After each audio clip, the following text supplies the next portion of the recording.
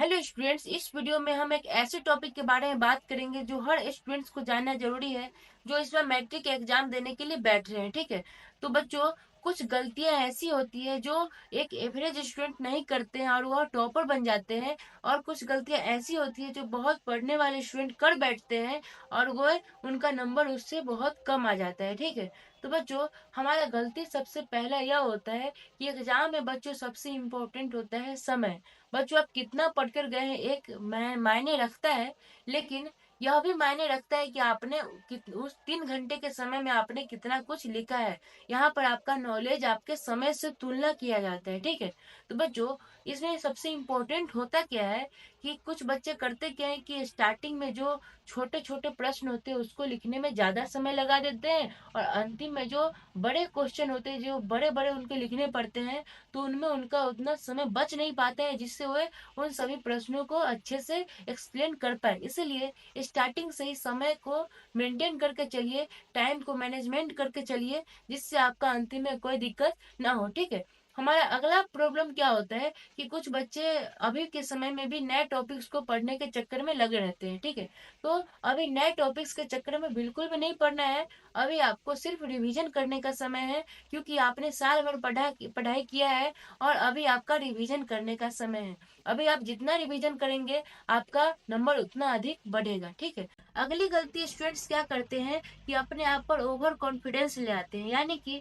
किसी भी क्वेश्चन, अगर एक क्वेश्चन को लिख लिए तो ऐसा ओवर कॉन्फिडेंस लाते हैं कि वो अगले क्वेश्चन को भी लिख लेंगे। उन्हें इस तरह का रियलाइज भी करना है कि अगर अगले क्वेश्चन हम नहीं लिख सकते हैं तो उससे अगली वाली क्वेश्चन पर हम कोशिश करेंगे। किसी एक क्वेश्चन के पीछे एग्जाम में नहीं पढ़ना है हमें। अगर एक क्वेश्चन नहीं आ रहा तो उसका अगला क्वेश्चन हमें देखना है। ठीक है, यह ओवर कॉन्फिडेंस इसी को बोलते हैं। फिर एक और चीज क्या होता है, कुछ स्टूडेंट इसके उल्टा क्या करते हैं कि वो आते हुए क्वेश्चन को भी अपने डर से नहीं बना पाते, यानी कि वो क्या करते हैं कि जो क्वेश्चन उन्हें आ भी आ रहा है उनमें भी वो डाउट करते हैं कि मैं सही कर रहा हूँ या गलत कर रहा हूँ।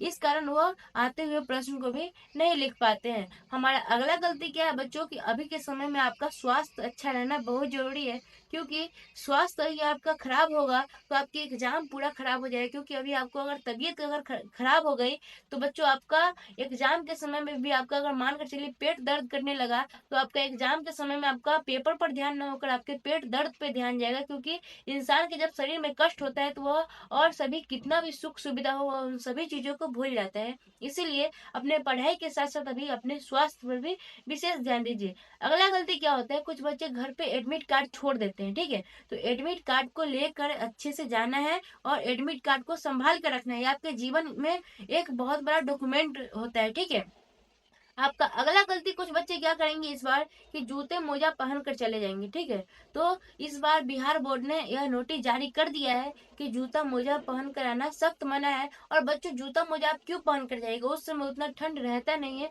उस समय ठंड नॉर्मल रहता है, एकदम कम ठंड रहता है, इसलिए जूता मोजा पहनना उस समय उतना इम्पोर्टेंट नहीं है, आप चप्पल में भी जा सकते हैं। ठीक है, अगला क्या है कि कुछ बच्चे क्या करते हैं कि पूरा पेपर तो उनका बहुत बढ़िया जाता है, लेकिन अंत में क्या होता है, जब उनका रोल नंबर, रोल कोड सभी भरने की बारी आती है तो वो लोग उसमें ओवर राइटिंग कर देते हैं। ओवर राइटिंग करने की वजह से क्या होता है कि उनका रिजल्ट पेंडिंग में चला जाता है। अगर आप इन सभी गलतियों से अगर आप बचते हैं और अपने पेपर को अच्छे से लिखते हैं तो आपका बहुत अच्छा नंबर आएगा। आपको घबराने की कोई जरूरत नहीं है। मिलते हैं अगले किसी नए टॉपिक के साथ। आपको वीडियो अच्छी लगी हो तो अपने इस वीडियो को दोस्तों के साथ शेयर कीजिए, क्योंकि यह बहुत इंपॉर्टेंट वीडियो है। और वीडियो को लाइक भी कर दीजिए और चैनल पर नए हैं तो चैनल को सब्सक्राइब कर दीजिए। जय हिंद।